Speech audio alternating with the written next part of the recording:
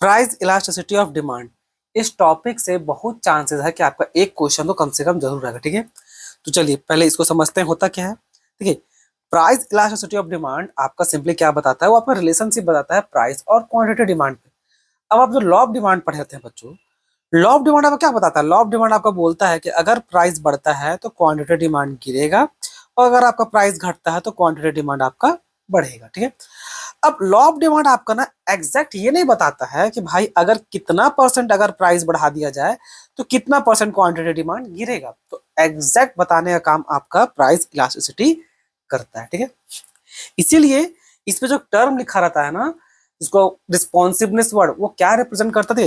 Responsiveness word represent करता है price और क्वांटिटी डिमांड का रिस्पॉन्स को। फॉर एग्जाम्पल के तौर पे कि अगर मान लीजिए आप कुछ का बिजनेस कर रहे हैं और उसका प्राइस को अगर आप 20% से बढ़ाते हैं, ठीक है, तो कितना परसेंट आपका डिमांड जो है गिर जाएगा। ठीक है, कितना परसेंट डिमांड आपको होता है, आपका 30% गिरे, हो सकता है 10% गिरे, हो सकता है 40% गिरे, हो सकता है 50 गिरे। तो कितना परसेंट प्राइस बढ़ाएं, ठीक है, कितना परसेंट प्राइस बढ़ाएं और कितना परसेंट डिमांड गिरा, चाहे उसका उल्टा भी कितना परसेंट प्राइस घटाएं तो कितना परसेंट डिमांड मेरा बढ़ा। डिमांड बढ़ा मतलब क्या, नया कस्टमर आया, और प्राइस बढ़ने पे डिमांड घटा मतलब क्या, कितना कस्टमर छोड़ के चला गया। यही ना होगा, और क्या होगा। तो प्राइस इलास्टिसिटी ऑफ डिमांड बोलने का यही मतलब है। ठीक है, तो चलिए जो एग्जामिनेशन पर्पस के लिए जो काफी इंपॉर्टेंट है ना, उसको हम लोग देखने का काम करेंगे। ठीक है,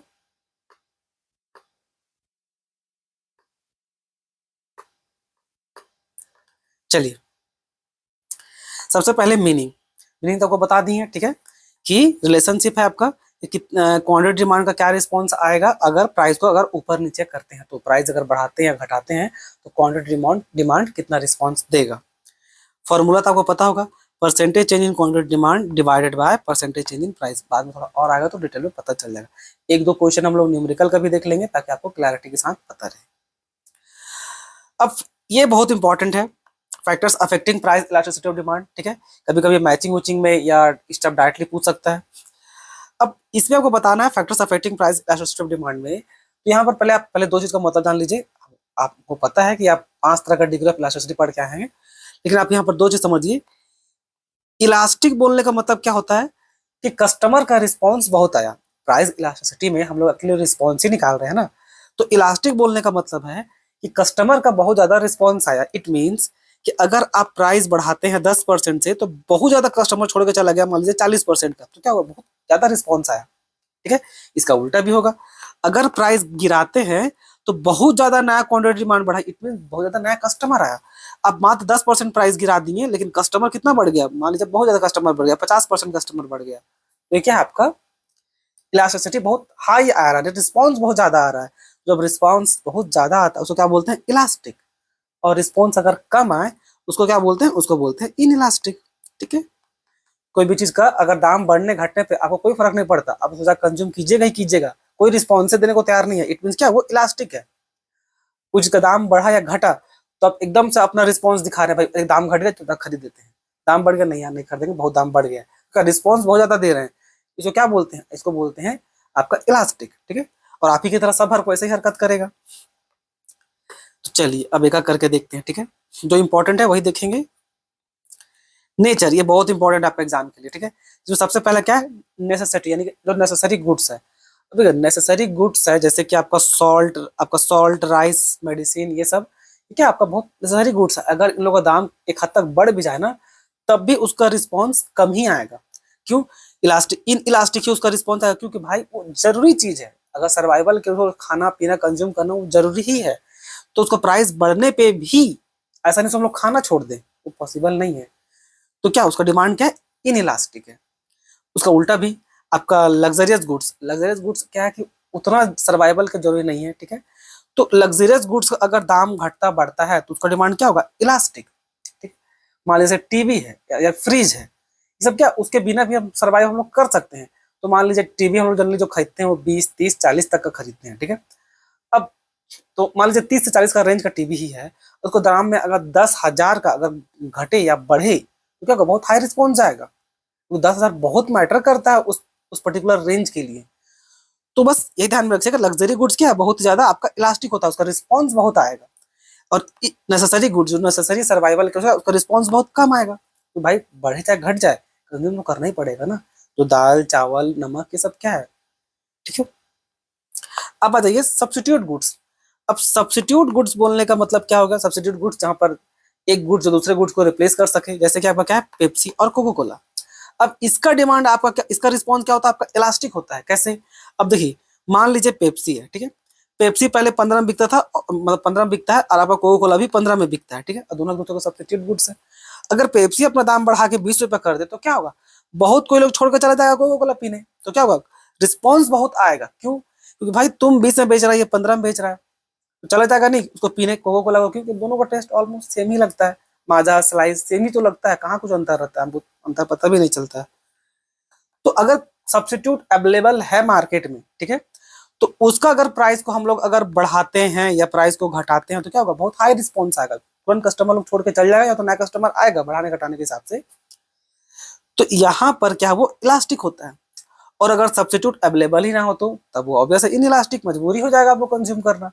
अगर उसका सब्स्टिट्यूट अवेलेबल ही ना हो तो बढ़ाए चाहे घटाए आपको उसको कंज्यूम करना ही पड़ेगा। जैसे क्या, रेलवे, रेलवे का सब्स्टिट्यूट है क्या आपके पास, अब मान लीजिए 300 का टिकट है, रेलवे बोले अब 400 रुपये चार्ज करेंगे, तो क्या कीजिएगा, अब क्या बोलेगा, हम ट्रेन नहीं चढ़ेंगे, पॉसिबल नहीं है, ठीक है।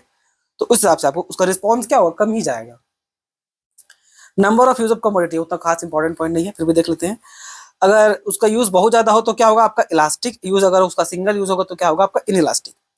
ये इंपॉर्टेंट है। Proportion of income spend, income spend यानी कि किसी पर्टिकुलर कमोडिटी पे कितना पैसा लगता है, यानी कि उसका चीज का दाम कितना है, उस पर भी इलास्टिक इलास्टिक पे इम्पैक्ट पड़ेगा। कैसे, बहुत सस्ता चीज है, मान लीजिए माचिस बॉक्स है, कितना मिलता है, 2 रुपये, 2 रुपये का क्या ही फर्क पड़ता है, कितना, 2 रुपये ज्यादा थोड़ी होता है।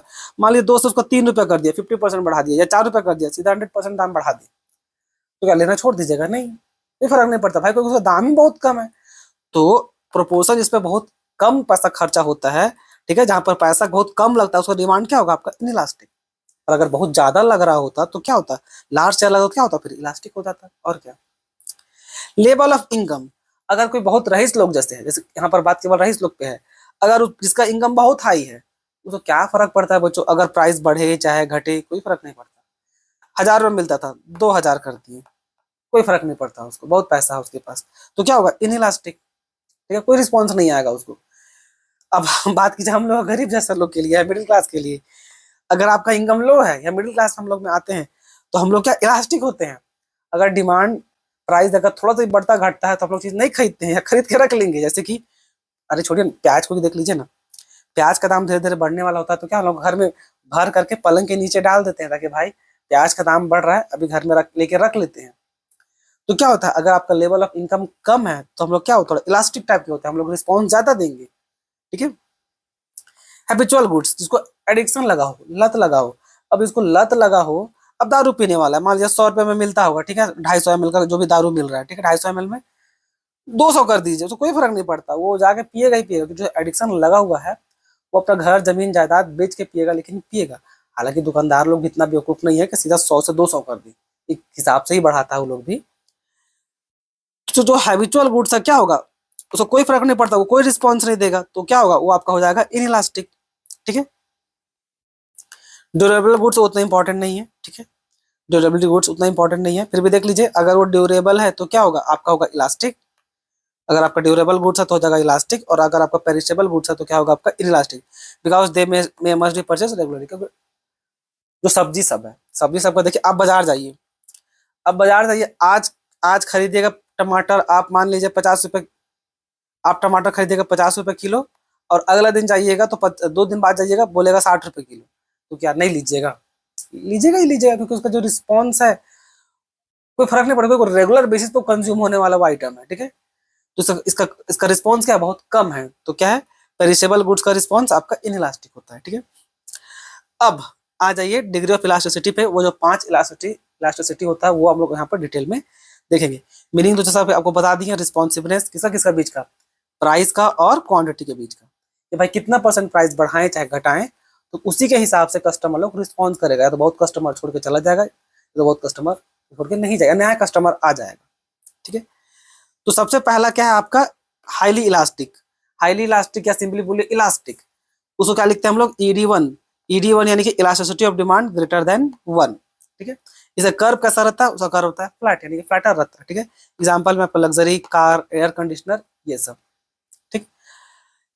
अब ये जो ED1 होता है ना, ED ग्रेटर देन 1, इसका बोलने का मतलब क्या है बच्चों, जो फॉर्मूला है, फॉर्मूला क्या था कि percentage change in quantity demand divided by percentage change in price, ये आपका ग्रेटर देन 1 होना चाहिए, तब क्या कहलाएगा वो आपका इलास्टिक। और अगर ओरली बोले तो क्या, इसका रिस्पॉन्स बहुत हाई आए। अब इसी को देखिए, अब इसका प्राइस हम लोग यहाँ से घटाएं, ठीक है, कितना किए, 20 से 10 रुपया कर दिए, तो कितना निकाला, उसके लिए हम लोग परसेंटेज चेंज निकालना पड़ेगा। परसेंटेज चेंज निकालने के लिए क्या करेंगे, ये 20 से 10 होगा, तो चेंज कितना आया 10 का, बेस ले लेंगे कितना 20, मल्टीप्लाई करेंगे किससे 100 से, तो कितना आएगा, ये एक जीरो कट गया, और ये 2 से तो कितना हो गया, ये 50%। इसको देखिए, 100 से हो गया 300, 100 से 300 हो गया, तो कितना चेंज आया, 200 का चेंज है, 200, और ये बेस 100 मल्टीप्लाइड बाय 100, तो ये 100 कट गया, कितना हो गया 200%, ठीक है। अब फॉर्मूला क्या था, percentage change in quantity demand divided by percentage change in price, तो कितना है, क्वांटिटी डिमांड 200, यानी कि 200 डिवाइडेड बाय 50, कट के कितना आ रहा है देखिए, is equal to greater than 4 आ रहा है, ग्रेटर देन 1 आ रहा है, काट के निकालिएगा, 5 चौक 20, 4 आ रहा है, तो 4 क्या बड़ा है आपका ग्रेटर देन 1, तो ये है। एक यहाँ बता दिए, बार बार नहीं बताएंगे क्योंकि बहुत लंबा वीडियो बन जाएगा, ठीक है। तो आई होप आपको क्लैरिटी मिल गया होगा कि परसेंटेज, ये जो ED ग्रेटर देन 1 बोलने का मतलब क्या होता है, ठीक है। और उस कर्व को बोलते हैं क्या, वो आपका इलास्टिक डिमांड का कर्व फ्लैटर होता है। बात कीजिए इन इलास्टिक का, इन इलास्टिक आपका लेस देन 1 होता है, इसको, इस कर्व कैसा रहता है, ये आपका स्टीपर रहता है, ठीक है। एग्जाम्पल सब सॉल्ट, मैच स्टिक्स, ये सब, इसका रिस्पॉन्स कम है, उसको क्या बोलते हैं, इन इलास्टिक। अब बहुत बार यहाँ पर क्या ना, होने के बाद भी बच्चा लोग को थोड़ा समझ में आता नहीं है, अगर थोड़ा सा टाइम दीजिएगा तो बहुत क्लैरिटी के साथ आपको हम बता दे रहे हैं। देखिए, अगर हम एक ऐसा डायग्राम बना भी देना बच्चों, जैसे कि एक हो गया ये और एक हो गया ये, ठीक है, इसको ले लीजिए D, इसको भी ले लीजिए D, और ये लीजिए D1 हो गया आपका, ये D1। अगर हम ये दो डायग्राम बना दें और आपसे पूछा बताइए कौन इलास्टिक है और कौन इलास्टिक है, तो आप तो सिंपली रट के आगे होते हैं ना कि इलास्टिक में क्या होता है, आपका होता है फ्लैटर कर्व, आपका इन इलास्टिक में क्या होता है, उसमें होता है आपका स्टीपर कर्व। तो अगर एग्जाम में सीधा डायग्राम दे दे और बोलेगा बताओ तो कौन ज्यादा इलास्टिक है, और उसको अरेंज करो असेंडिंग ऑर्डर या डिसेंडिंग ऑर्डर पे, तो नहीं कर पाइएगा अगर सिंपली रटे होंगे तो थोड़ा सा पेशेंस रख के, थोड़ा सा पेशेंस रख के सुन लीजिए, आपको जवाब मिल जाएगा, ठीक है। कम से कम सीख तो जाइएगा।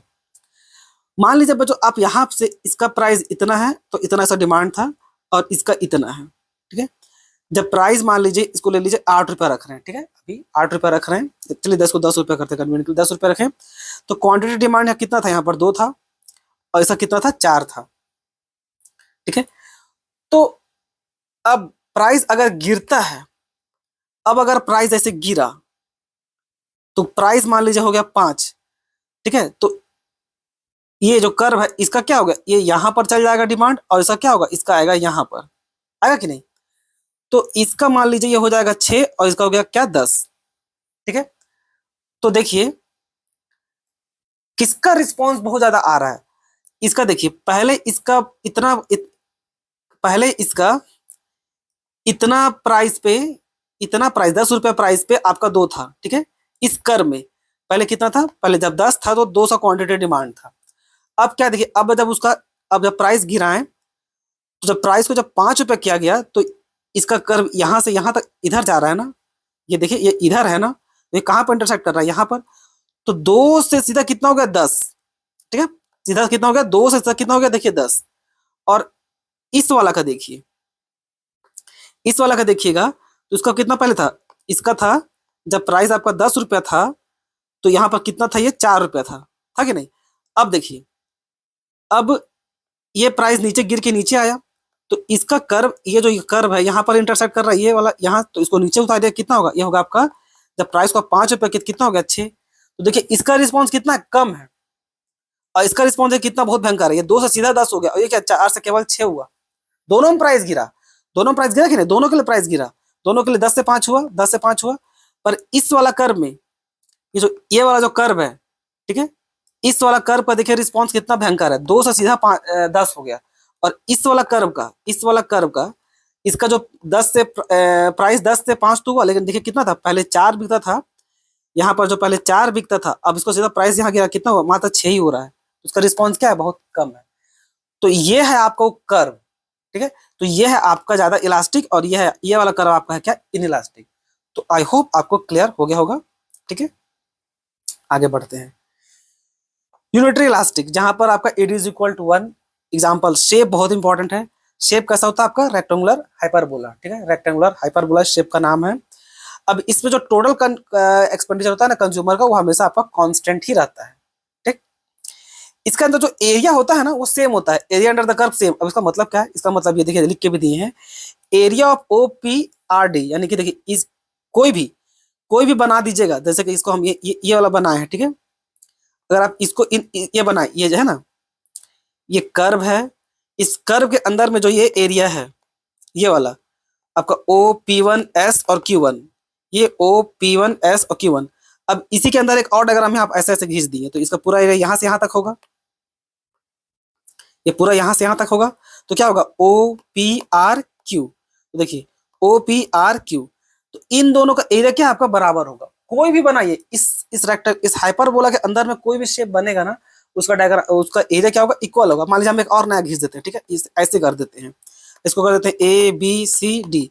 तो क्या होगा, ए बी सी डी का जो एरिया है, ये जो एरिया है, तो क्या होगा, इन सबके बराबर होगा। यानी कि कोई भी आप डायग्राम उसके अंदर बनाइए, वो क्या होगा, आपका बराबर ही एरिया देगा। तो इस कर्व का ये खासियत होता है, ठीक है। चलिए अब आगे चलते हैं। Perfectly elastic demand. अब परफेक्टली इलास्टिक डिमांड क्या है, आपका इमेजिनरी सिचुएशन है, प्रैक्टिकल लाइफ में ये पॉसिबल नहीं है। इसका जो कर्व होता है आपका parallel to X axis, X axis आपका ये वाला एक्स एक्सिस है, तो इसका पैरेलल टू एक्स एक्सिस, ये बोलने का मतलब है, एग्जाम पर्पस के लिए इंपॉर्टेंट। इसी का आगे भी जाइए, परफेक्टली इनइलास्टिक। परफेक्टली इनइलास्टिक यानी कि ईडी इज इक्वल टू 0, यहाँ पर ED is equal to infinity होता है, याद रखिएगा। ईडी इज इक्वल टू यहाँ पर इन्फिनिटी होता है, ठीक है, यानी कि उसको आप नहीं निकाल सकते, वो पॉसिबल नहीं कैलकुलेट करना। तो उसका मतलब ये है ना, वो इमेजिनरी क्यों है, देखिए समझिए। पहले प्राइस 10 रुपए था, अब अगर आप डिमांड घटाते हैं, कितना घटाए, मात्र 1 पैसा घटाएं, और डिमांड सीधा डबल हो गया। ये प्रैक्टिकल लाइफ में पॉसिबल नहीं है, ठीक है। और यहाँ तो इन्फानाइट दिया है फिर भी, ठीक है, एक माइनर चेंज में भी आपका पूरा इन्फानाइट डिमांड चला गया है, जो क्या बोलते हैं, इनइलास्टिक। ये आपका क्या, ये था आपका परफेक्टली इलास्टिक, और ये वाला आपका परफेक्टली इनइलास्टिक। यानी कि ये भी एक हद तक इमेजिनरी सिचुएशन है, पर फिर भी एक रेयर सिनेरियो में, ये थोड़ा प्रैक्टिकल हो जाता है। अब ये क्या है, ये आपका horizontal to parallel to Y axis होता है, ठीक है। ये देखिए ये वाई एक्सिस है, तो इसका ये पैरेलल जा रहा है। पैरेलल मतलब व्हाट, दो लाइन जो कभी आपस में इंटरसेक्ट नहीं हो, तो ये दोनों लाइन कभी आपस में इंटरसेक्ट नहीं होगा।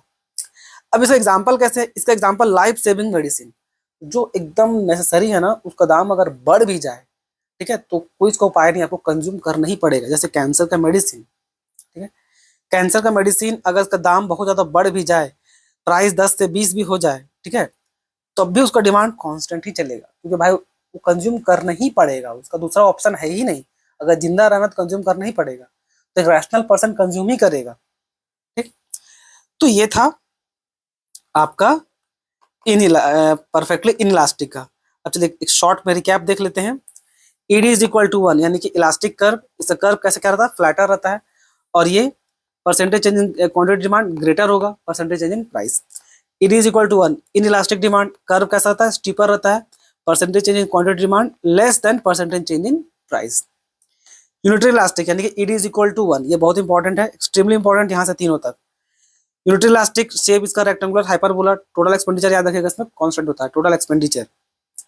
इट इज इक्वल टू 0, यानी कि परफेक्टली इनइलास्टिक, ये कैसा होता है, पैरेलल टू वाई एक्सिस, ठीक है। पैरेलल टू वाई एक्सिस बोलने का मतलब क्या, देखिए ये वाई एक्सिस है, इसका पैरेलल ऐसे हो गया, और क्या। इमेजिनरी सिचुएशन है, इन्फिनिटी, परफेक्टली इलास्टिक यानी कि पैरेलल टू एक्स एक्सिस, ये भी आपकी सिचुएशन है। हालांकि बोले थे ये वाला थोड़ा सा प्रैक्टिकली हो सकता है, ठीक है, जैसे कैंसर मेडिसिन को एग्जांपल दिए थे सो।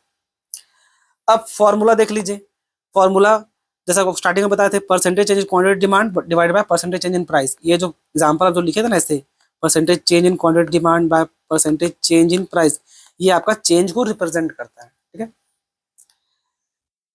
और परसेंटेज चेंज तो जैसा आपको निकाले थे, जो निकाले थे, जो बेस करंट प्राइस को बेस प्राइस से माइनस कर दिए, तो आपका ये निकल गया, आपका परसेंटेज चेंज निकलेगा। इसमें भी सेम वही होगा।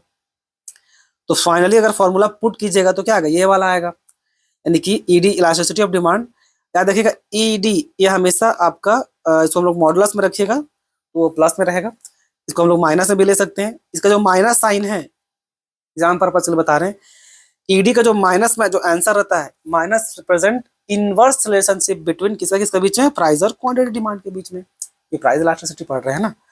तो मेनली फॉर्मूला क्या बनता है, इस ED is equal to Q1 minus Q0 divided by P1 minus P0 multiplied by P0 by Q0। अब सबको देख लीजिए, Q1 यानी कि न्यू क्वांटिटी डिमांड यानी कि करंट प्राइस या current quantity, new quantity demand भी बोल सकते हैं और करंट क्वांटिटी भी बोल सकते हैं। Q0 यानी कि बेस क्वांटिटी या तो old quantity, P1 current price या तो फिर न्यू प्राइस, P0 या जो वर्ड का उसका मतलब बता रहे हैं, बेस प्राइस या तो फिर ओल्ड प्राइस ऐसे, और ईडी तो क्या आपका इलास्टिसिटी ऑफ डिमांड। तो ये था फॉर्मूला। तो आसान भाषा में क्या formula, ED is equal to Q1 minus Q0 divided by P1 minus P0 multiplied by P0 by Q0। Sir formula कैसे याद रखेंगे, सिंपली फॉर्मूला याद रखिए ये वाला, P0 बाय Q0 याद रखेगा, P0 बाय Q0 और इसको जस्ट उल्टा कर दीजिए, ठीक है, इसको उल्टा कर दीजिए और बस फिर बाकी तो आपको Q1 माइनस Q0 करके निकालना है, तो आपको पता। चलिए अब हम लोग प्रैक्टिकल क्वेश्चन भी देख लेते हैं ताकि आपको और से क्लैरिटी समझ में आए, ठीक है। तो सबसे पहले क्या दिया हुआ है कि when price of good x is 5, तो कंज्यूमर कितना बाय करता था, 100 यूनिट। अब किस प्राइस पे हम लोग 140 यूनिट परचेज कर सकते हैं, ठीक है, गुड एक्स को, जैसे प्राइस लास्ट से कितना दिया हुआ 2। अब देखिए यहाँ पर एक चीज आपको इतना आइडिया होगा कि अगर आप बताए नहीं होंगे तो देखिए, जीरो रिप्रेजेंट करता है क्या, आपको ओल्ड क्वांटिटी को, पहले का प्राइस को, पहले का प्राइस या पहले का क्वांटिटी को। तो जीरो चाहे आपका ओल्ड प्राइस है तो ओल्ड क्वांटिटी को रिप्रेजेंट करेगा, पहले कितना था। 1 रिप्रेजेंट करता है क्या, करंट प्राइस को या करंट क्वांटिटी को। जैसे यहाँ पर आपको समझ में आ जाएगा, देखिए जैसे यहाँ पर देखिए, अगर ये जब हम लोग का 5 रुपए था, यानी कि जब P0 था, ठीक है, तो कितना क्वांटिटी बेच पाते थे, 100 यूनिट, यानी कि P0 पे कितना था 5, तो उस समय Q0 कितना था, हम लोग का था 100। क्लियर। अब किस प्राइस पे वो आपका P1 वो निकालने बोल रहा है, तो किस प्राइस पे मतलब व्हाट निकालेंगे, किस प्राइस पे नया क्वांटिटी हम लोग कितना बेच पाएगा, करंट क्वांटिटी 140 क्वांटिटी बेच पाए, वो पूछ रहा है। अब देखो आपको दिया हुआ है क्या, इलास्टिसिटी ऑफ डिमांड हमेशा वो माइनस में रहता है, ठीक है, तो उसको निकलेंगे कितना, -2। अब इसको कैलकुलेट करके निकालना है बच्चों, तो कैलकुलेट करके निकालेंगे तो फॉर्मूला लिख लीजिए पहले कि ईडी इज इक्वल टू क्या, Q1 minus Q0 divided by P1 minus P0 multiplied by P0 by Q0, ठीक है। अब बस फॉर्मूला पे वैल्यू को पुट कर दीजिए, तो ईडी का वैल्यू कितना था, -2, Q1 का वैल्यू Q1 बाय Q0 140 और 100, 140 minus 100 divided by P1 minus P0 multiplied by P0 5 था, Q0 आपका 100 है, ठीक। इसको काटेंगे ना, इसका वैल्यू पुट मत कीजिए, इसको आखिरी में कीजिएगा तो आपको कन्वीनियंट होगा कैलकुलेशन पार्ट में, ठीक है। तो क्या हो गया, -2, ये हो गया 40, ये P1 minus P0 divided multiplied by 5/100, ठीक है। अब काटने में आसानी होगा, ये कट गया, ये 5 दूनी 10 और ये 2। अब पूरा इसको यहाँ भेज देते हैं और इसको नीचे ले आते हैं, ठीक है। तो P1 minus P0 is equal to 2/-2, तो कटे कितना हो जाएगा, -1। तो हम लोग को P1 निकालना है, तो P1 यहाँ रखिए और इसको भेज दीजिए इधर, तो -1 प्लस माइनस में प्लस में चल जाएगा, P0 अब बस वैल्यू बैठा दीजिए, तो -1 ये प्लस रहेगा, P0 का वैल्यू कितना था 5 है, तो कितना आ गया आपका, आ गया 4, तो 4 का इसका आंसर है, तो 4 आंसर में देखिए गिवन है, ठीक है। तो ये हो गया। अब चलिए क्वेश्चन नंबर सेकंड भी देख लेते हैं ताकि आपको और क्लैरिटी मिले। एक और क्वेश्चन देख लीजिए, इसमें क्या दिया हुआ है, calculate price elasticity of demand for commodity when it prices increases by 25%। अगर 25% अगर वो इंक्रीज करता है, तो यहाँ पर क्या लिखा हुआ है, देखिए बाय, जब बाय वर्ड लिखा रहे ना, तो बाय रिप्रेजेंट करता है क्या, आपका चेंज को गिवन है, यानी कि सीधा परसेंट, यानी कि क्या गिवन है, आपका परसेंटेज चेंज इन प्राइस, सीधा ये गिवन है, और वो कितना है 25%, सीधा वो गिवन है आपका, ठीक है। अब आपको बस परसेंटेज चेंज क्वांटिटी निकाल लीजिए, तो क्या होगा आपका, सीधा डिवाइड करके आंसर आ जाएगा इजिली। तो क्या होगा, यहाँ पर आपका Q0 कितना है 150 है, और Q1 कितना है 120, 150 Q1 120। अब बस का परसेंटेज चेंज इन क्वांटिटी निकाल लीजिए। परसेंटेज चेंज इन क्वांटिटी निकालने का फॉर्मूला क्या था, ये रहा, ठीक है, सिंपल। और उसे जो बचपन में आप पढ़े होंगे ना कि चेंज का वैल्यू निकालना होता है, बस वो चेंज का वैल्यू निकाल लीजिए। तो परसेंटेज चेंज इन क्वांटिटी निकालने का वैल्यू क्या होगा, Q1 minus Q0 divided bye Q0 multiplied by 100, ये है बस, ठीक है। वैल्यू बैठा दीजिए।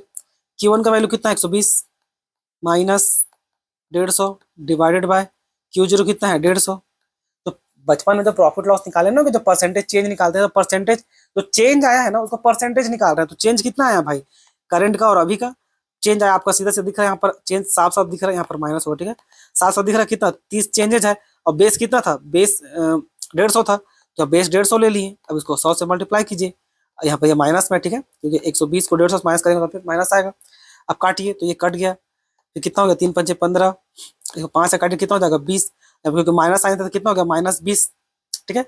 अब फॉर्मूला क्या था इलास्टिसिटी ऑफ डिमांड का, elasticity of demand is equal to percentage change in quantity divided by percentage change in price, बस वैल्यू पुट कर दीजिए। परसेंटेज चेंज क्वांटिटी तो निकालें -20 और ये परसेंटेज चेंज प्राइस तो गिवन था 25, तो काटिए कितना हो जाएगा, ये 5 चौक 20 और ये 5 25, यानी कि माइनस, अब 4 को डिवाइड कर दीजिए 5 से तो आंसर आ जाएगा 4, सॉरी 4/5, तो 5 को डिवाइड करेंगे 4 से, थोड़ा उल्टा हो गया सॉरी, तो कितना हो जाएगा 0.8, 5 8 40, ठीक है। तो 0.8, अब क्योंकि पहले माइनस साइन था ना, जिसको माइनस साइन में कंसीडर रखेंगे, क्योंकि आपको जैसा बोले थे कि इलास्टिसिटी ऑफ डिमांड हमेशा माइनस में रहता है, तो आंसर कितना है 0.8, 0.8, मतलब ये 0 पॉइंट कुछ दे दिया होगा, गलत आ गया होगा, हटाइए। तो इस टाइप से कटता होगा, ठीक है। तो आई होप आपको समझ में आया होगा बच्चों। हेलो माय डियर स्टूडेंट्स, आज हम लोग क्रॉस इलास्टिसिटी ऑफ डिमांड देखेंगे, ठीक है। अब ये होता क्या, ये काम क्या आता है, देखिए क्रॉस इलास्टिसिटी ऑफ डिमांड ना मेनली आपको सब्स्टिट्यूट गुड्स, आपको कॉम्प्लीमेंट्री गुड्स और आपका अनरिलेटेड गुड्स को बताने का वो काम करता है, ठीक है। तो चलिए सबसे पहले इसका मतलब जानते हैं, क्योंकि एग्जाम पर्पज के लिए ना ये भी काफी इंपॉर्टेंट टॉपिक है, छोटा सा है पर इंपॉर्टेंट है।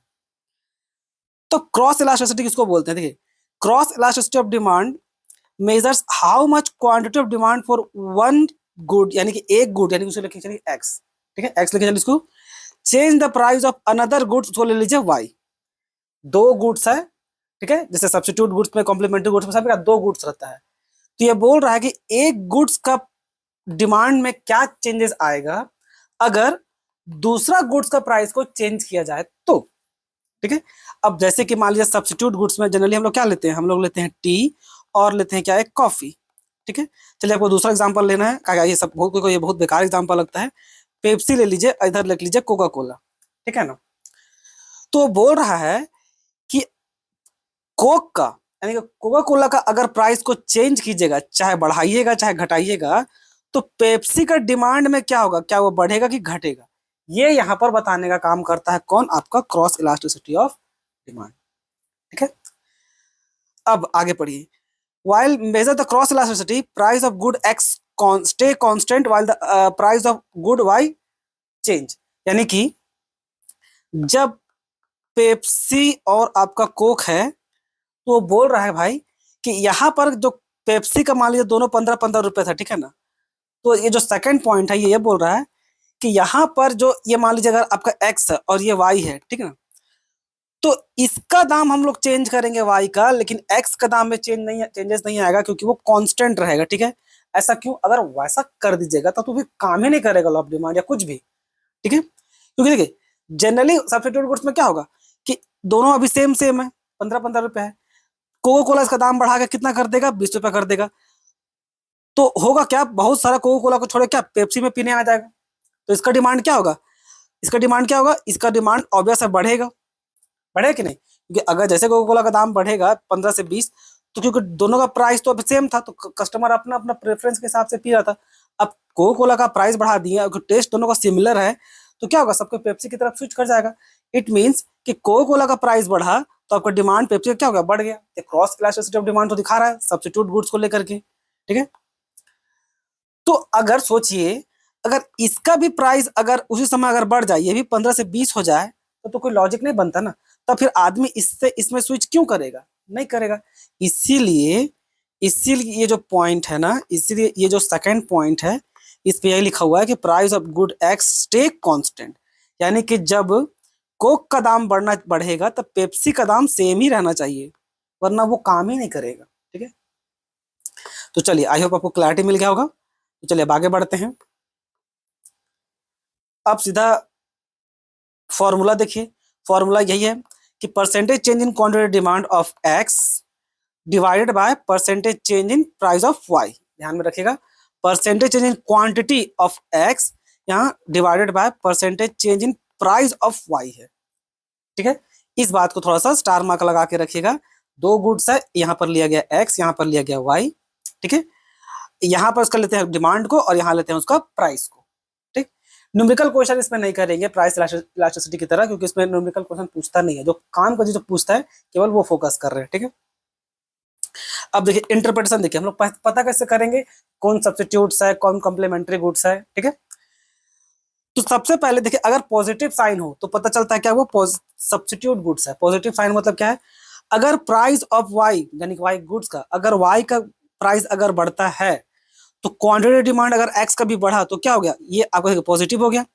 वाई का इधर प्राइस बढ़ा और आपका एक्स यानी कि क्वांटिटी डिमांड क्या होगा, इसका भी बढ़ गया। जैसे कि मान लीजिए ये आपका टी था और ये आपका कॉफी था, तो टी का जैसे आपका प्राइस बढ़ा है तो क्वांटिटी डिमांड बढ़ गया आपका एक्स का यानी कि कॉफी का। समझ में? तो क्या देखिए ये आपका पॉजिटिव रिलेशन है, दोनों बढ़ रहा है या दोनों घटेगा, इसका उल्टा भी होगा, दोनों घटेगा। अगर वाई का प्राइस घटता है तो एक्स का डिमांड क्या होना चाहिए, घटना चाहिए, तब ना ये पॉजिटिव रिलेशन होगा। तो जब पॉजिटिव रिलेशन रहता है तो क्या कहलाता है, वो आपका सब्स्टिट्यूट गुड्स। क्लियर है?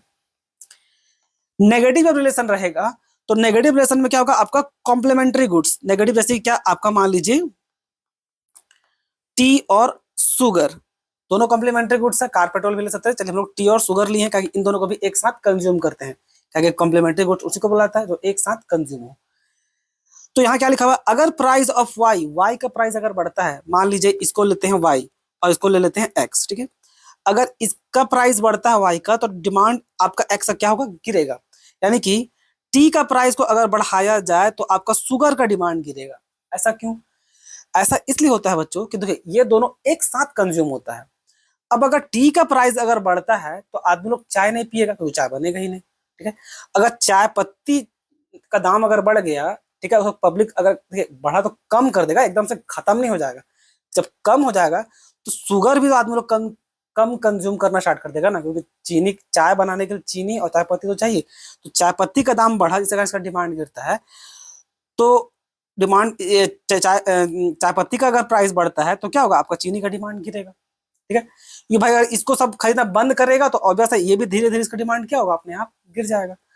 तो ये था। अब आ जाइए जीरो। अगर जीरो हो, जीरो बोलने का मतलब है कोई रिलेशन ही नहीं है दोनों गुड्स के बीच में, unrelated goods.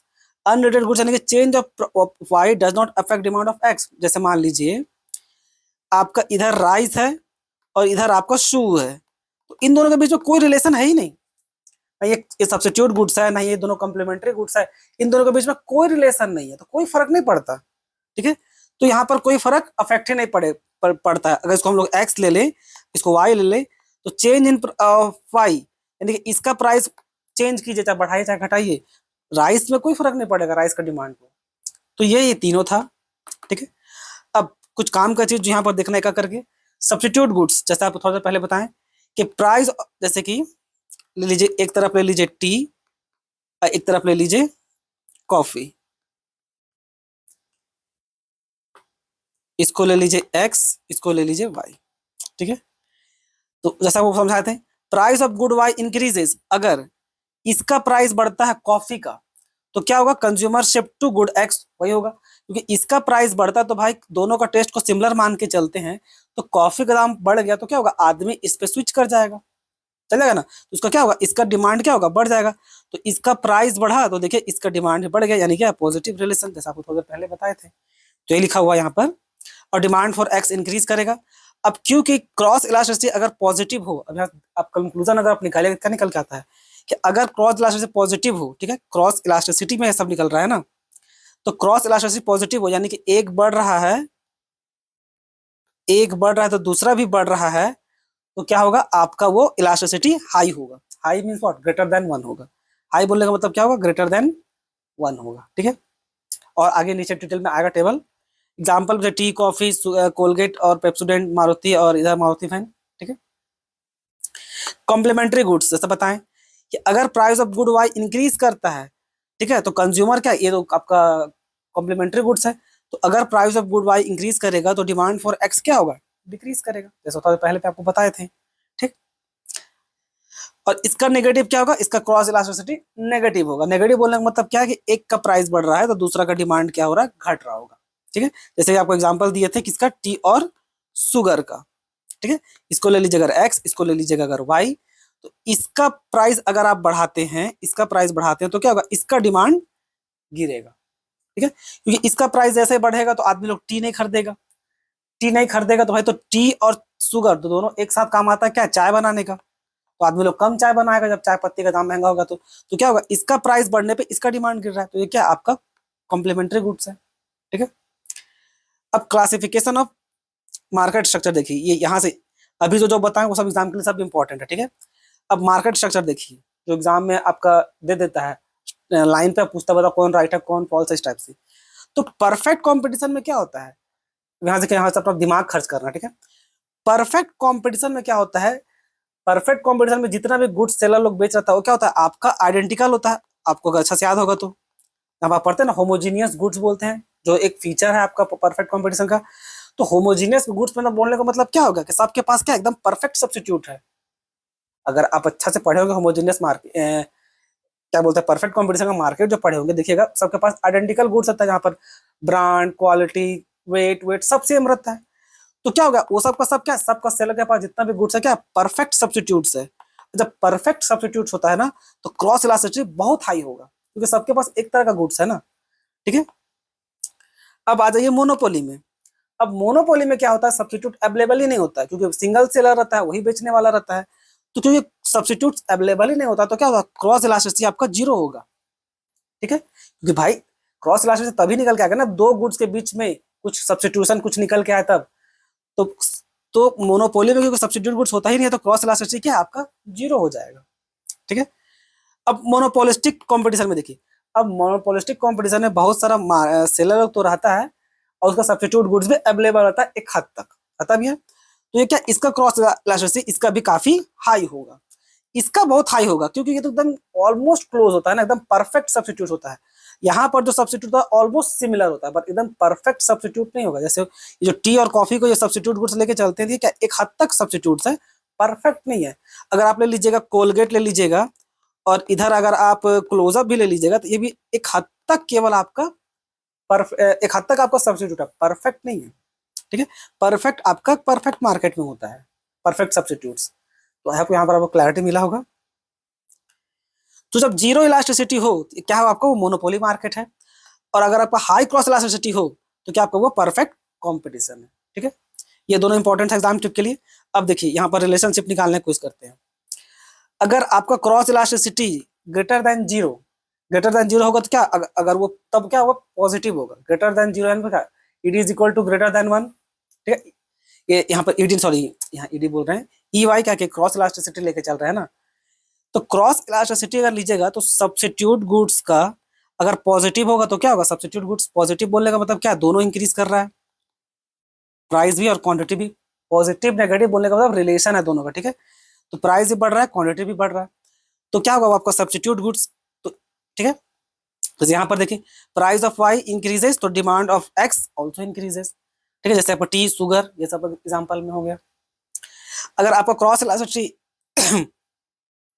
Cross elasticity less than zero होगा तो क्या होगा, वो आपका नेगेटिव होगा, यानी क्या होगा, वो कॉम्प्लीमेंट्री गुड्स में चला जाएगा। तो कॉम्प्लीमेंट्री गुड्स क्या बोलता है, अगर प्राइस ऑफ वाई बढ़ेगा तो आपका डिमांड ऑफ एक्स क्या होगा, गिरेगा, जैसे थोड़ा पहले ऊपर बताए थे एग्जाम्पल में, कार, पेट्रोल, ब्रेड, बटर, ये सब। इलास्टिसिटी जीरो होगा, जीरो कब होगा, जब वो अनरिलेटेड गुड्स होगा। अनरिलेटेड गुड्स मतलब दोनों में कोई सिमिलरिटी नहीं हो, कोई फर्क नहीं पड़ता, यानी कि प्राइस ऑफ वाई इंक्रीज करे या डिक्रीज करे, कोई फर्क नहीं पड़ता एक्स को। जैसे आपको एग्जांपल दिए थे सू और किसका दिए थे, राइस का। जैसे यहाँ पे देखिए पेन और मिल्क, कोई रिलेशन नहीं है, पेन और मिल्क में आपस में कोई रिलेशन है ही नहीं।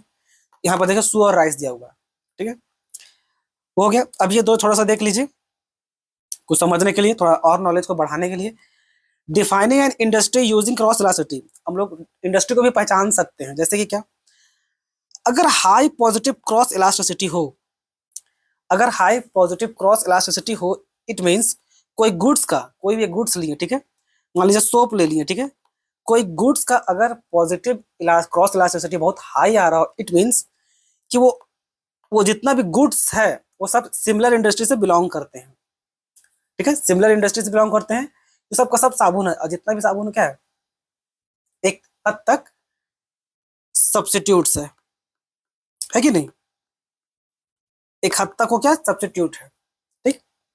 जैसे एग्जांपल में मारुति, स्टीम, फोर्ड, ये कार का अलग अलग दिया हुआ है, क्या लिखा हुआ है, group of firms making goods with high cross elasticity, बहुत सारा है। अब इधर आ जाइए,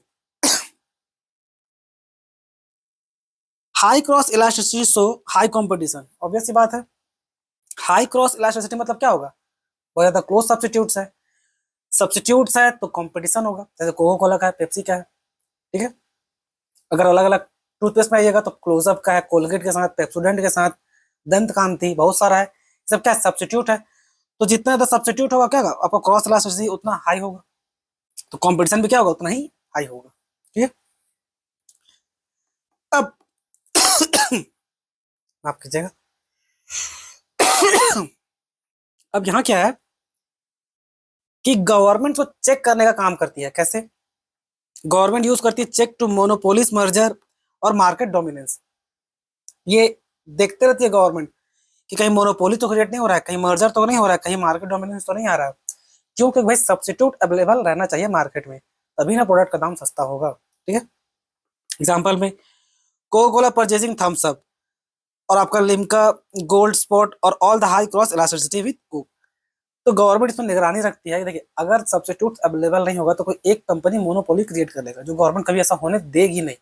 आज हम लोग इनकम इलास्टिसिटी ऑफ डिमांड देखें, ठीक है, यूजीसी नेट में ये सब देखिए, ये सब आपको लग रहा है बहुत छोटा छोटा टॉपिक है, बट यकीन माने छोटा टॉपिक है पर बहुत इंपॉर्टेंट सब टॉपिक है, ये आपका एमसीक्यू में ना मैचिंग को सॉल्व करने में या मल्टीपल करेक्ट आंसर उसको पता करने में बहुत हेल्प करता है, ठीक है, तो उस समय इसका आपका इंपॉर्टेंस पता चलेगा।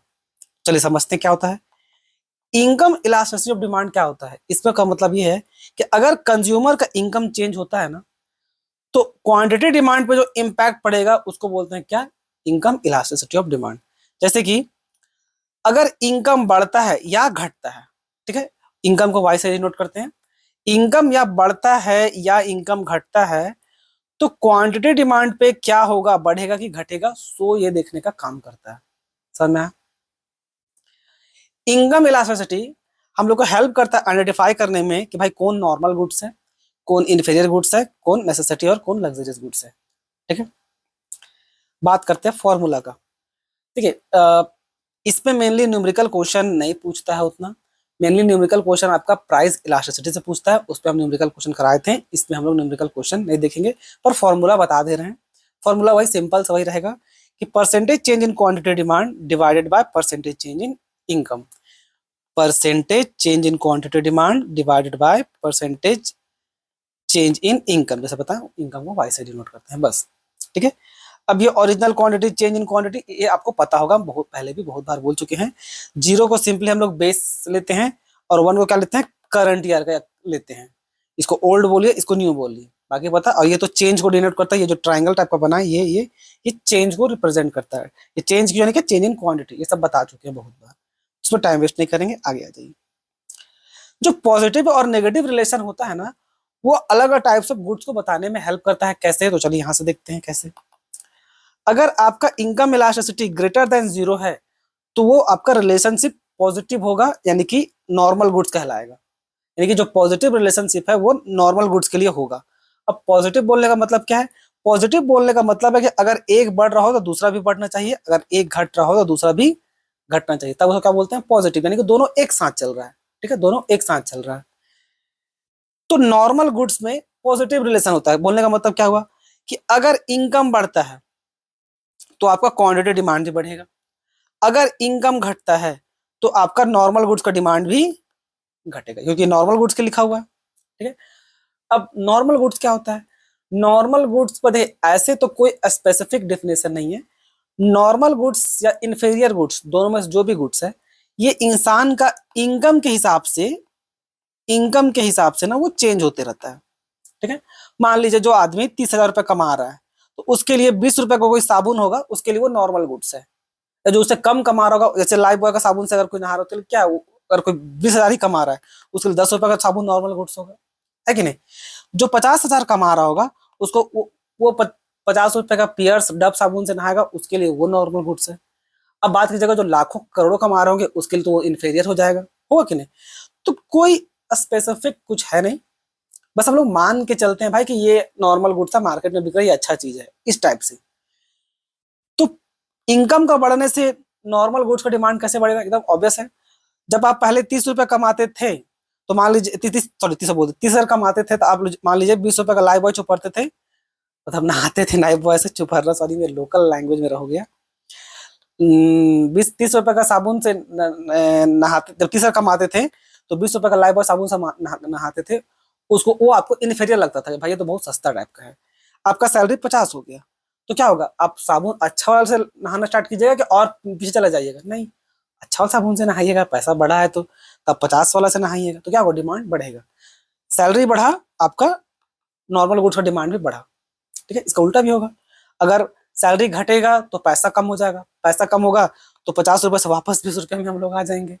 ठीक है, तो ये है आपका नॉर्मल गुड्स। क्लियर। तो क्या देखने को मिला, अगर ग्रेटर देन 0 है तो होगा रिलेशनशिप पॉजिटिव, यानी कि नॉर्मल गुड्स के लिए इस्तेमाल होगा वो, यानी कि एक इनकम बढ़ेगा तो क्वांटिटी डिमांड भी बढ़ेगा नॉर्मल गुड्स का। नेगेटिव गुड्स में देखिए, अगर इनकम इलास्टिसिटी लेस देन 0 हो, तो वो इंफीरियर गुड्स होगा, और उसका रिलेशनशिप कैसा होगा, नेगेटिव, यानी कि एक घटा तो दूसरा भी घटना चाहिए, सॉरी, नेगेटिव बोलने का मतलब अगर एक बढ़ा तो दूसरा घटेगा, और अगर एक घटा तो दूसरा बढ़ेगा, ठीक है, एक उल्टा होना चाहिए, बढ़ रहा है एक तो दूसरा घटेगा, अगर और एक अगर घट रहा है तो दूसरा बढ़ेगा, ऐसे ऐसे वो काम करता है। चलिए समझते हैं उसको अब अच्छा से। तो इन्फेरियर गुड्स में अगर आपका इनकम बढ़ता है, तो आपका इन्फेरियर गुड्स क्या होगा, का डिमांड घटेगा, इसका उल्टा भी होगा। अगर इनकम घटता है तो आपका इन्फेरियर गुड्स का डिमांड बढ़ेगा। ठीक है, एकदम सिंपल सा है। जैसे कि मान लीजिए पहले आप 20 रुपए का साबुन से जो नहाते थे, उसको आप इन्फेरियर गुड्स समझते थे, ठीक ना। अब अगर आपका इनकम जो पहले 30,000 था, अब होकर कितना हो गया, 50,000 हो गया।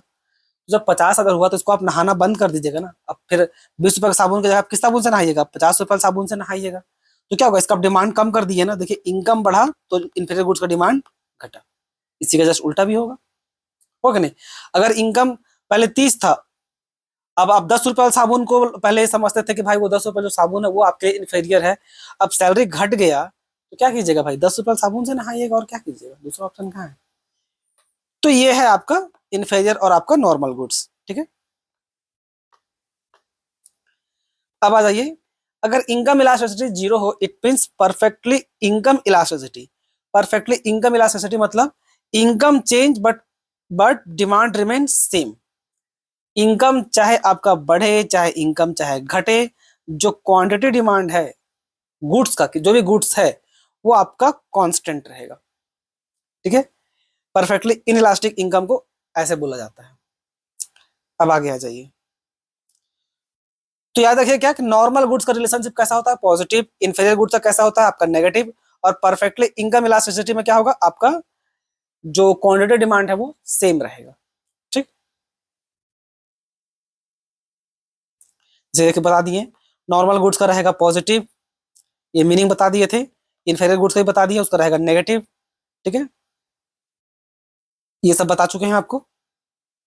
अब आगे जाइए नेसेसिटी और लग्जरियस गुड्स में। अब नेसेसिटी यानी कि जो इसेंशियल है सर्वाइवल के लिए, तो जैसे कि इसका इनकम इलास्टिसिटी अगर आपका लेस देन 1 हो, इनकम इलास्टिसिटी लेस देन 1 हो, तो quantity demand increase slowly as income rises. जैसे जैसे इनकम बढ़ेगा, देखिए क्वांटिटी डिमांड इंक्रीज होगा धीरे धीरे जब आपका इनकम बढ़ेगा तब। ठीक है, तो नेसेसिटी गुड्स क्या है कि आपका लेस देन 1 है, यानी कि जो इलास्टिसिटी है वो क्या आपका लेस देन 1 है, इनकम इलास्टिसिटी लेस देन, यानी कि इनकम का बढ़ने घटने से आपका जो क्वांटिटी डिमांड है उस पर इंक्रीज देखने को आपको मिलेगा, लेकिन स्लोली देखने को मिलेगा, ठीक है। Consumer spend small share of income on this goods as income increases, ठीक है, क्योंकि ये नेसेसिटी गुड्स है, जैसे कि basic cloth, essential food item, electricity और केरोसिन, ये सब क्या पैसा बढ़ने पे हम लोग एकदम से इस पर बहुत खर्चा तो नहीं बढ़ा देंगे। जो नेसेसिटी चीज है जो पहले भी लेते होंगे आज भी लेंगे। अब जो देखिए सर्वाइवल के लिए अगर आप मान लीजिए आप रोटी खाते हैं मान लीजिए, ठीक है, तो आप मंथली में 20 केजी का आटा खा रहे हैं, तो इनकम बढ़ने से थोड़ी ना आप 30 केजी आटा खा जाइएगा, उतना ही रहेगा ना। तो बस इसमें क्या कंज्यूमर इसमें smaller share of income, income जो बढ़ने पे छोटा सा ही उसमें खर्च करेगा और ज्यादा नहीं, क्योंकि कोई लॉजिक बनता नहीं है उसका खर्च करने का, और ठीक है। तो consumer spend smaller share of income on this goods as income increases, income बढ़ने पे केवल छोटा सा ही शेयर को देता है, क्योंकि ऑलरेडी वो पहले से कंज्यूम करता रहता है, ठीक है। लग्जरियस गुड्स, अब इसमें क्या है, income elasticity greater than 1, income इसमें क्या होगा, इनकम इलास्टिसिटी आपका ग्रेटर देन 1 होगा, ठीक है। क्यों? क्योंकि इसमें क्वांटिटी डिमांड राइज करता है फास्टर अगर आपका इनकम बढ़ता है तो, क्योंकि देखो सर्वाइवल में तो हम लोग पहले किसी तरह से काम चलाते रहते हैं, अपने सर्वाइवल के लिए किसी तरह से भी उसको अरेंज करते ही करते हैं, लेकिन लग्जरियस गुड्स थोड़ी ना अरेंज करके रखते हैं। अब जैसे किसी को आईफोन लेना है, कोई बाइक लेना है, कुछ और लेना है, जो लग्जरियस आइटम में आता है, ठीक है, टीवी, कूलर, फ्रिज, ये सब लग्जरियस आइटम में आता है। तो अगर इनकम अगर बढ़ता है तो सबसे पहले क्या कीजिएगा, अपना लग्जरियस को शौक को पूरा कीजिएगा। तो इसमें क्या होगा, इसका डिमांड तेजी से बढ़ता है अगर इनकम बढ़ता है तो। इनकम बढ़ता है तो जो ख्वाहिश सब उसको तुरंत पूरा करने की कोशिश कीजिएगा, क्योंकि वो फुलफिल हो ही नहीं रहा था। तो इसलिए इनकम का बढ़ने पे या घटने पे इस पे बहुत ज्यादा रिस्पॉन्स देखने को मिलेगा। तो इसलिए क्या है, आपका इलास्टिसिटी आपका ग्रेटर देन 1 है। इसमें तो बेसिक चीज को पूरा करने के लिए हम लोग किसी तरह से अरेंज करते रहते हैं, तो थोड़ा सा पैसा बस और बढ़ा देते हैं, थोड़ा अच्छा खा लेते हैं या थोड़ा सा खरीद के लाएंगे, लेकिन ज्यादा नहीं खर्च करते हैं। इसलिए क्या था, इसका लेस देन 1 है, क्योंकि इसमें ऑलरेडी पैसा जो खर्च कर रहे हैं वो कर ही रहे हैं, ठीक है। जैसे इनकम इलास्टिसिटी लेस देन 1, इस पे income elasticity greater than 1 luxurious goods में, और नेसेसरी गुड्स में लेस देन 1, ठीक है। आगे unitary elasticity of unitary income elasticity, यानी कि यहाँ पर इनकम इलास्टिसिटी इक्वल टू 1 हो। जब इक्वल टू 1 होगा इसमें क्या, demand changes in same proportion of income, यानी कि परसेंटेज दोनों का सेम रहेगा। मान लीजिए 50% से आपका इनकम बढ़ा, तो जो क्वांटिटी डिमांड है उस गुड्स का उसका भी आपका 50% से ही बढ़ा, दोनों सेम सेम बढ़ा, या तो दोनों सेम सेम गिरेगा, दोनों होगा, ठीक है। तो इसको क्या बोलते हैं हम लोग, unitary elasticity, unitary income elasticity. Consumer spend constant proportion of income on the goods, ऐसा वो बताएं। और इसमें क्या कांस्टेंट एक्सपेंडिचर शेयर, यानी कि इट इज इक्वल टू, जब 1 होगा तो आपका जो एक्सपेंडिचर है वो क्या आपका कांस्टेंट रहेगा। एमसीक्यू के इसको याद रखिएगा, कांस्टेंट, ठीक है। अब कुछ इंपॉर्टेंट पॉलिसी जो हेल्प करता है सो देख लीजिए।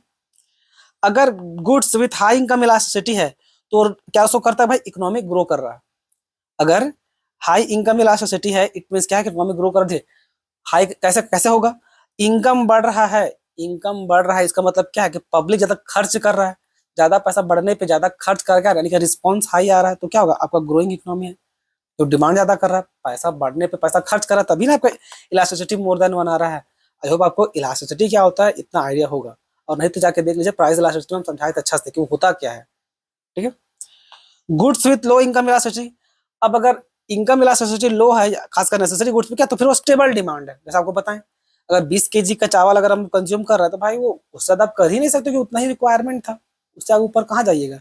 तो क्या होगा, इसका इलास्टिसिटी क्या होगा, कम होगा। इनकम इलास्टिसिटी कम होगा, भले पैसा गिरे चाहे बढ़े, हम लोग किसी तरह से करके भी कुछ भी करके भी जो बेसिक रिक्वायरमेंट है जैसे 20 केजी आटा महीना में कंज्यूम करना, उसका अरेंज तो करेंगे ही करेंगे, ठीक है। तो क्या होगा, इनलास्टिक होगा, यानी कि रिस्पॉन्स कम जाएगा, पैसा बढ़ा या घटा वो कुछ फर्क नहीं पड़ेगा, स्टेबिलिटी स्टेबल टाइप का रहता है। लग्जरी गुड्स का क्या होगा, आपका ग्रेटर देन 1 जाएगा। इसके जैसा ऊपर में बताए थे, शार्प ऊपर की तरफ बढ़ता है, क्योंकि भाई इनकम कम रहता है तो हम लोग ख्वाहिश मार के रखे रहते हैं, जैसे पैसा आता है ख्वाहिश पूरा करते हैं, इससे ज्यादा होता है। और वो भी डिपेंड करेगा क्या बिजनेस साइकिल में, तो उतना जाने जरूरत नहीं है। अब एग्रीकल्चर, यहाँ देखिए agriculture versus industry. Agriculture goods का क्या होगा, लो इनकम इलास्टिसिटी होता है, यानी कि demand does not increase much when income rises. Income बढ़ने पे भी एग्रीकल्चर गुड्स का डिमांड कुछ खास नहीं बढ़ता है। यह बताएं एग्रीकल्चर गुड्स जो फार्मर एग्रीकल्चर गुड्स जो धान चावल गेहूं होता है ये सब, उसको क्या ही बढ़ेगा, उसका कोई रिस्पॉन्स नहीं आता, क्योंकि पहले से स्टेबल ही टाइप का रहता है। इसलिए farmer income grow slowly compare to the national income, क्योंकि और वैसे भी फार्मर का इनकम बहुत स्लो ग्रो करता है, इतना आपको आइडिया होगा, क्योंकि बहुत तरह का उसका रीजन है, उसमें हम लोग नहीं जाएंगे। इंडस्ट्रियल और मैन्युफैक्चरिंग गुड्स, इसका इलास्टिसिटी क्या होता है, इसका इलास्टिसिटी हाई होता है। क्यों? क्योंकि ये बड़ा बड़ा फैक्ट्री सामान बनाती है ना, जैसे आपको पता है। ये नेसेसिटी गुड्स की तरह समझ लीजिए, और ये आपका लग्जरी गुड्स की समझ लीजिए कि एग्रीकल्चर में जो है चावल गेहूं यही सब ना उगेगा, ठीक है। तो उसी के हिसाब से उसका डिमांड स्टेबल रहता है, तो इलास्टिसिटी भी उसका कम रहता है, लो इनकम इलास्टिसिटी। इसका ख्वाहिश पूरा नहीं हो रहा है इंसान का, तो क्या होगा, आपका इलास्टिसिटी क्या होगा, हाई रहता है। हेलो माय डियर स्टूडेंट्स, आज हम लोग रेवेन्यू इलास्टिसिटी ऑफ डिमांड देखेंगे, ठीक है। इस टॉपिक से ना एक क्वेश्चन यूजीसी नेट एग्जाम में बहुत बार पूछा गया, ठीक है। वो जब आएगा तो आपको हम बता देंगे, ठीक है। अब होता क्या है रेवेन्यू इलास्टिसिटी ऑफ डिमांड, देखिए ये सिंपल बताने का ये काम करता है कि अगर प्राइस में चेंज आएगा ना, तो देखिए ऑब्वियसली प्राइस चेंज आएगा तो लॉ ऑफ डिमांड काम करेगा। तो जब वो काम करेगा, तो जब क्वांटिटी डिमांड में जब चेंज आएगा ना, तो डिमांड का चेंज आने पे आपका टोटल रेवेन्यू पे क्या इंपैक्ट पड़ेगा, ठीक है। ये बताने का काम कौन करता है, आपका revenue elasticity of demand. Price change होगा तो ऑब्वियसली उसका डिमांड पे इंपैक्ट जाएगा, तो डिमांड पे इंपैक्ट जाएगा, यानी कि डिमांड का चेंज होने से आपका टोटल रेवेन्यू पे कितना इंपैक्ट पड़ेगा, बस ये यही बताने का काम करता है, ठीक है। तो it helps to understand sensitivity of total revenue with respect to change in demand, जैसा आपको बताएं। और डिमांड चेंज आपका प्राइस के कारण होगा, ठीक है। तो इसलिए देखिए total revenue is equal to क्या, price into quantity. Total revenue इतनी होगा ना भाई, जितना क्वांटिटी सेल की है उसी को प्राइस से मल्टीप्लाई करके निकालते हैं। तो यहां पर देखिए it connects price elasticity of demand with total revenue, obviously per unit एक कॉस्ट का दाम सेम रहता है, तो जितना सेल कीजिएगा क्वांटिटी उतना ज्यादा आपका टोटल रेवेन्यू आएगा, ज्यादा सेल कीजिएगा ज्यादा टोटल रेवेन्यू, कम सेल कीजिएगा कम टोटल रेवेन्यू, एकदम बेसिक सेंस है। अब देखिए फॉर्मूला, देखिए फॉर्मूला में लिखा हुआ है percentage change in total revenue divided by percentage change in quantity demand, लेकिन दोनों में चेंज लिखा हुआ है परसेंटेज चेंज, जैसे ये वाला फॉर्मूला जो है सो, तो वो हम लोग नहीं देखेंगे क्योंकि वो उतना पूछता नहीं है, तो इसलिए देखने की जरूरत है नहीं। ये देखिए ये आपका एमसीक्यू में इससे भी क्वेश्चन पूछा गया है, आज बहुत सारे लेकिन इससे भी पूछा गया है, जैसे कि क्या, अब टोटल एक्सपेंडिचर होता है किसी कस्टमर के लिए, या उसको हम लोग एज बिजनेसमैन अगर हम लोग हैं तो हम लोग के लिए वो रेवेन्यू होगा, लेकिन अगर कस्टमर खर्च कर रहा है तो उसके लिए क्या होगा, टोटल एक्सपेंडिचर होगा। तो जो लेना ले लीजिए, बात एक ही पड़ेगा कि उसका जितना एक्सपेंडिचर होगा वही ना हम लोग का जाकर रेवेन्यू बनेगा। नॉर्मल सेंस में जितना कस्टमर खर्चा टोटल एक्सपेंडिचर खर्चा करेगा उतना हम लोग का रेवेन्यू बनेगा। तो देखिए एग्जाम में पूछता क्या है, अगर elasticity ED is greater than 1, यानी कि ईडी ग्रेटर देन 1 हो, तो उसमें क्या होगा, अगर आपका प्राइस इंक्रीज कर रहा है तो आपका एक्सपेंडिचर यहाँ पर क्या है, आपका टीआर, ठीक है। यहाँ पर टोटल एक्सपेंडिचर यानी कि टीआर है, तो अगर प्राइस बढ़ता है तो टीआर क्या हो रहा है, यहाँ पर डिक्रीज कर रहा है, याद रखिएगा। अगर elasticity of demand greater than 1 है तो प्राइस का बढ़ने से आपका टोटल रेवेन्यू क्या होगा, घटेगा। ऑब्वियस जैसे बताया, देखिए प्राइस बढ़ेगा तो आपका क्वांटिटी डिमांड गिरेगा, अब क्वांटिटी डिमांड अगर गिरता है इट मींस कम आप सेल कीजिएगा, आप क्वांटिटी कम सेल कीजिएगा, अगर क्वांटिटी से सेल कम होगा तो ऑटोमेटिक आपका टोटल रेवेन्यू भी तो कम होगा, हो कि नहीं। तो इसी लॉजिक के आधार पे सब है, ठीक है। तो चलिए एक एक करके आप सबको थोड़ा सा, बाकी सबको उतना डिटेल नहीं बताएंगे क्योंकि बहुत बड़ा वीडियो बन जाएगा, वैसे भी आप लोग लंबा वीडियो देखते नहीं है। देखिए तो एकदम याद रखना क्या है कि अगर ईडी ग्रेटर देन 1 हो तो प्राइस अगर बढ़ेगा तो आपका एक्सपेंडिचर क्या, टोटल रेवेन्यू यानी क्या होगा, आपका गिरेगा। यहाँ पर जस्ट उल्टा होगा, अगर ये घटेगा तो ये क्या होगा, आपका बढ़ेगा। तो शॉर्टकट में याद क्या रख सकते हैं हम लोग, अगर ईडी ग्रेटर देन 1 है तो आपका प्राइस और आपका टीआर में क्या क्या चल रहा है, इनवर्स रिलेशनशिप चल रहा है। इनवर्स चल रहा है यानी कि एक बढ़ रहा है तो दूसरा घट रहा है, और एक घट रहा है तो दूसरा आपका क्या हो रहा है, टीआर बढ़ रहा है। तो इस तरह से याद करने का ये शॉर्टकट ट्रिक, क्लियर। नेक्स्ट, अगर वो ईडी लेस देन 1 है तो यहाँ पर क्या प्राइस बढ़ रहा है तो देखिए आपका टीआर भी बढ़ रहा है, यानी कि डायरेक्ट रिलेशन, यानी कि एक बढ़ रहा है प्राइस बढ़ रहा है तो आपका टीआर भी क्या हो रहा है, बढ़ रहा है, और आपका प्राइस अगर घट रहा है तो टीआर भी क्या हो रहा है, आपका घट रहा है, डायरेक्ट रिलेशन, ठीक है। यूनिटरी इलास्टिक यानी इक्वल टू 1 हो तब क्या होगा, प्राइस चेंज, प्राइस आपका हो सकता है बढ़े, हो सकता है प्राइस आपका घटे, बट आपका एक्सपेंडिचर सेम रहेगा, यानी कि आपका जो टीआर है वो क्या आपका कांस्टेंट रहेगा, वो चेंज नहीं होगा, clear. Next, ED is equal to 0, ED is equal to 0 अगर होगा तो same as ED is equal to 1, मतलब लेस देन 1, सेम। यानी क्या, डायरेक्ट रिलेशन, अगर प्राइस बढ़ रहा है तो आपका टोटल रेवेन्यू भी बढ़ रहा है, डायरेक्ट रिलेशन। क्या ये देखिए, ये वाला को वो इसके बराबर, ये इसके बराबर बोलते हैं यहाँ पर, है ना। Sorry sorry sorry sorry, mistake हो गया, वो नहीं होगा, रुकिए रुकिए रुकिए, वो नहीं, ये वाला आपका इसके बराबर, ये ना, लेस देन 1, यहाँ भी लेस देन 1 है। तो डायरेक्ट रिलेशन मतलब व्हाट, ये भी बढ़ रहा है आपका, ये भी बढ़ रहा है, और यहाँ पर क्या, ये भी बढ़ रहा है, ये भी बढ़ रहा है, तो सेम लॉजिक पे वो फ्लो करता है, ठीक है। और इन्फिनिटी हो तो अगर प्राइस बढ़ता है तो आपका एक्सपेंडिचर क्या हो जाएगा, 0 होगा। इन्फिनिटी, देखिए ये हाइपोथेटिकल केस है तो इसलिए थोड़ा ऐसा है, ठीक है, क्योंकि आप देख पढ़े होंगे प्राइस इलास्टिसिटी में कि अगर हल्का से भी चेंजेस आएगा तो इट मीन्स व्हाट, कि वो इन्फिनिटी पे चेंज हो जाएगा। तो देखिए प्राइस अगर बढ़ता है तो सीधा एक्सपेंडिचर क्या, 0, कस्टमर एकदम 0 कर दिया।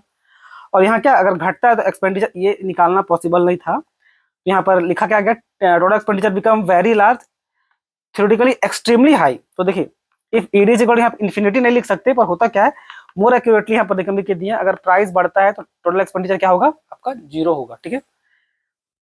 Price can not fall perfect elastic model, but if allow theoretically quantity becomes extremely large, so total expenditure tend to be very high, not literally infinite, so instead of total expenditure is equal to infinity, यानी infinity लिखने के बजाय it's better क्या होगा लिखना कि price अगर गिरता है तो आपका टोटल एक्सपेंडिचर वेरी हाई। ये बोला था, ये थ्योरेटिकली है, ये सब समझाने के लिए था, उतना डिटेल में जाने की जरूरत है नहीं।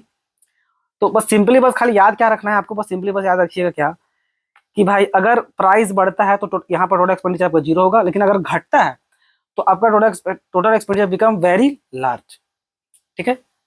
ये इन्फिनिटी पॉसिबल नहीं होता है वो। ये आपका उसका ग्राफ है, ये अगर आप ग्राफ देखे होंगे, देखिए it is equal to greater than 1, तो यहाँ पर greater than 1 elasticity, greater than 1 मतलब क्या, देखिए इनवर्स रिलेशनशिप दिख रहा है, ये बढ़ रहा है तो ये घट रहा है, और ये घट रहा है तो ये बढ़ रहा है। और ये देखिए ये it is equal to 1, unity elasticity है, यहाँ पर ये बढ़ रहा है या घट रहा हो, यहाँ पर एक्सपेंडिचर क्या कांस्टेंट है, ये देखिए एक्सपेंडिचर ये प्राइस क्या कांस्टेंट है ना, सब सेम सेम है। और अगर ईडी आपका लेस देन 1 है तो प्राइस बढ़ने पे आपका एक्सपेंडिचर भी क्या होगा, बढ़ेगा, ठीक है। और ये प्राइस घटने पे आपका एक्सपेंडिचर भी घटेगा, ये क्या आपका डायरेक्ट रिलेशन, इसमें था इनवर्स, इसमें क्या था डायरेक्ट रिलेशन, ठीक, शॉर्टकट में याद रखने के लिए। अब देखिए इससे एग्जाम में क्वेश्चन भी इससे पूछा जाता है, इससे भी जो मेनली पूछा गया है ये वाला, M R is equal to A R, फिर ब्रैकेट में डाल के 1 - 1 बाय इलास्टिसिटी ऑफ डिमांड, ये इसका फॉर्मूला है। अब यहाँ पर देखने क्या मिलता है, ईडी ग्रेटर देन 1 हो, it means marginal M R क्या होता है आपका पॉजिटिव, सॉरी एम आर यहाँ होता है पॉजिटिव, और टी आर क्या होता है आपका राइजिंग कर देता है। अगर आप ठीक से पढ़े होंगे रेवेन्यू चैप्टर, याद कीजिए कुछ ऐसा एक पढ़े होंगे, ऐसे टी आर रहता है, ऐसे आपका एम आर रहता है, ये इस टाइप से है, थोड़ा सा स्ट्रेट नहीं हुआ, ये ओहो एक मिनट ना,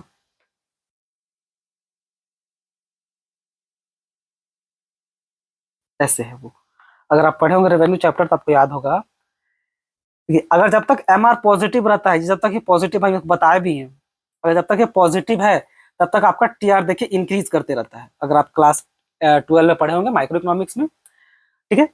और जैसे ही आपका एडी इक्वल टू 1 होगा तो आपका एम आर क्या होगा, 0 होगा, यानी कि जब ये एम आर 0 होता है तो आपका टी आर क्या होता है, ये आपका मैक्सिमम में चल जाता है कि नहीं, याद कीजिए क्लास 11 में पढ़े होंगे टी आर मैक्सिमम, है ना।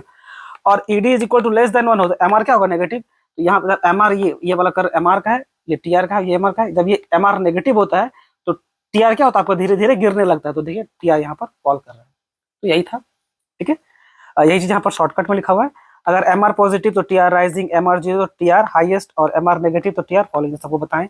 तो इंपॉर्टेंट एमसीक्यू जो आपको एग्जाम में पूछता है वो ये वाला, T R is maximum 1, M R is 0, यानी कि ईडी इज इक्वल टू 1, याद रखिएगा ED is equal to 1, it means आपका M R is equal to 0, और इसी के आगे क्या, टी आर आपका क्या मैक्सिमम, टी आर आपका मैक्सिमम, यानी कि ये वाला ये वाला ये वाला, ये एमसीक्यू में बहुत बार पूछा गया है, देखिएगा अगर प्रीवियस ईयर क्वेश्चन सॉल्व कीजिएगा तो, ठीक है।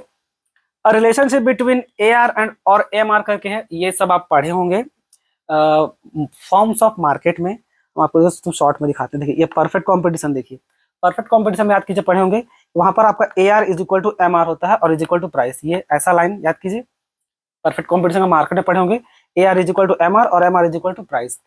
और कहाँ चला गया इम्परफेक्ट, ये रहा इम्परफेक्ट। इम्परफेक्ट, जहां पर इम्परफेक्ट में खासियत क्या होता है, इम्परफेक्ट में खासियत होता है कि अगर आप प्राइस बढ़ाइएगा, मतलब अगर और क्वांटिटी सेल करना चाहते हैं तो क्वांटिटी सेल करने के लिए क्या करना पड़ेगा, आपको प्राइस गिराना पड़ेगा, तो आपको क्वांटिटी सेल क्या होगा, बढ़ेगा। इसका उल्टा भी होगा, जैसे यहाँ पर लिखा हुआ देखिए, to sell more unit price must fall. इसका कर्व कैसा रहता है, इसका कर्व याद कीजिए, अगर टी आपका कर्व पढ़े होंगे तो ये इस टाइप का रहता है, या इधर रहता है ए आर, इधर क्या रहता है एम आर, इस टाइप से रहता है। याद होगा तो आपको, अगर क्लास 11 में पढ़ के आएंगे micro economics forms of market में, तो ये इम्परफेक्ट कॉम्पिटिशन में, इम्परफेक्ट कॉम्पिटिशन में वो सब आता है। परफेक्ट कॉम्पिटिशन में से परफेक्ट आता है, इम्परफेक्ट में आपका मोनोपोली आएगा, आपका मोनोपोली आएगा, आपका मोनोपोलिस्टिक आएगा, आपका ओलिगोपोली आएगा, डियोपोली आएगा, सब इसी में जाता है। ठीक है, तो ये भी हो गया बच्चों। ठीक है, ये देखिए, ये पूरा शॉर्ट में हम कर दिए थे कि जहां पर टी आर, एम आर और ए आर तीनों का रिलेशनशिप क्या रहेगा, सो। ठीक है, तो अगर ED is equal to infinity है, ईडी आपका इन्फिनिटी है, तो T R increases proportionally as output increases. देखिए मेन जो होता है ना, ये वाला होता है, ये वाला होता है, ये वाला होता है, ये दोनों क्या है ना, थोड़ा हाइपोथेटिकल हो जाता है, तो वो थोड़ा बनता नहीं करने, तो फोकस कीजिए। टी आर इस तरह से इंक्रीज करेगा और M R is equal to A R, यानी कि positive constant, A R is equal to M R, जो परफेक्ट मार्केट में पढ़े हैं कि ए आर और एम आर बराबर होता है। ठीक है, अब ये जो पॉजिटिव कांस्टेंट जो लिखा हुआ है ना, इसको एक और वर्ड इस्तेमाल कर सकते हैं कि A R coincide with M R, यानी कि ये जो डायग्राम बनाए थे ना, यानी कि दोनों क्या सब मतलब ऐसे ही रहता है ना, A R is equal to M R is equal to P, यानी क्या सब इसी पे है, कॉन्साइड मतलब क्या, सब एक दूसरे के ऊपर ही लैप्स कर रहा है, चढ़ा हुआ है। ठीक है, ये लिखा हुआ है। ग्रेटर देन वन इलास्टिक, यानी क्या हो रहा है, आपका टी आर इंक्रीज करेगा और आपका M R greater than zero, यानी कि पॉजिटिव रहेगा, यानी कि समझिए पॉजिटिव रहेगा, जो ऊपर भी बताए थे। और कर्व कैसा रहेगा यहाँ पर का, अगर वो इम्परफेक्ट मार्केट में रहेगा तो M R below A R, imperfect market में पॉसिबिलिटी है, ये केवल परफेक्ट मार्केट के लिए है। तो M R below A R, जैसे यहाँ पर है, देखिए एम आर जो है आपका बिलो है ए आर का, वैसा कब होता है, जब आपका इलास्टिसिटी ग्रेटर देन वन होता है, it is equal to one होता है, आपका टी आर क्या मैक्सिमम, जैसा कर्व बताया था, और एम आर क्या होगा, जीरो, जो डायग्राम बना के दिए थे आपको, ऐसा टी आर का कर्व था, ऐसा एम आर का था, ये तो जब ये जीरो था तो ये क्या था, आपका टी आर मैक्सिमम था। और कर्व कैसा रहता है आपका, A R greater than M R, तभी ना आपका यहाँ पर मैक्सिमम में हो जाएगा, अगर टोटल रेवेन्यू मैक्सिमम में जाए तो ऐसा होना चाहिए। ईडी लेस देन वन, यानी कि यहाँ टोटल रेवेन्यू क्या गिर रहा है, और यहाँ पर एम आर क्या है, less than zero, less than zero means what, कि वो ऑलमोस्ट नेगेटिव में जा रहा हो, बट एग्जैक्ट वर्ड इस्तेमाल नहीं करते, यहाँ पर आपको पता चल जाएगा। देखिए यहाँ पर एम आर नेगेटिव है और ए आर पॉजिटिव है, और यहाँ पर देखिए जब परफेक्टली इनलास्टिक है, क्योंकि हाइपोथेटिकल हो गया ना यहाँ पर, तो T are decreases when price fall, T R increases when price rises, ये दिया हुआ है। अब यहाँ एम आर नेगेटिव तो है, but very large negative value, यहाँ पर थोड़ा मोड़ा सिंपली नेगेटिव नहीं गया, ये बहुत एक्सट्रीम लेवल का नेगेटिव चला गया, क्योंकि ये जो लिखा हुआ है ना, it is equal to zero, यानी कि परफेक्टली इनलास्टिक, ये सब क्या है ना कि थोड़ा सा हाइपोथेटिकल केस, इमेजिनरी सिचुएशन में क्रिएट होता है, इसलिए तो इसे एग्जैक्ट वैल्यू देने में दिक्कत होता है, कैलकुलेट करना पॉसिबल नहीं होता है, तो मेनली ये तीनों कैलकुलेट करने में पॉसिबल बनता है। क्योंकि अगर आप पढ़े होंगे संदीप गर्ग का किताब, तो देखिएगा यहाँ पर लिखा रहता है इमेजिनरी सिचुएशन, इमेजिनरी सिचुएशन, और यहाँ पर क्या M R below A R, यहाँ पर भी देखिए ये जो लिखा हुआ यहाँ पर भी सेम है दोनों में, बस अंदर क्या है कि यहाँ पर एक हद तक, एक लिमिट तक है, और ये क्या है भाई, बहुत ज्यादा डिफरेंस है, बस इतने का अंतर। ठीक है, अब क्या है, ज्यादा डिफरेंस कितना तक ज्यादा है वो बताना बहुत मुश्किल होता है। तो ये था, और ये जो नीचे है तो उसी का बस डिटेल एक्सप्लेनेशन है, तो इतना काफी है। ठीक है, hello my dear students, UGC NET का एग्जाम में कंफ्यूज करने के लिए क्वेश्चन बना एक वर्ड डालता है, इलास्टिसिटी ऑफ सब्स्टिट्यूशन। ठीक है, कि ये होता क्या है, इलास्टिसिटी ऑफ सब्स्टिट्यूशन ना आपका एकदम सिमिलर होता है आपका क्रॉस इलास्टिसिटी की तरह, क्रॉस इलास्टिसिटी की तरह ये एकदम सिमिलर ही होता है। ठीक है, जैसे आप क्रॉस इलास्टिसिटी में देखे होंगे, मान लीजिए दो क्रॉस सब्स्टिट्यूट गुड्स है, ठीक है, टी और कॉफी, ठीक, दो सब्स्टिट्यूट गुड्स है, अगर टी का प्राइस अगर आप बढ़ाते हैं तो टी का प्राइस बढ़ने पे क्या देखने को मिलता है कि क्वांटिटी डिमांड कॉफी का कितना बढ़ा, ये देखने को मिलता है क्रॉस इलास्टिसिटी में।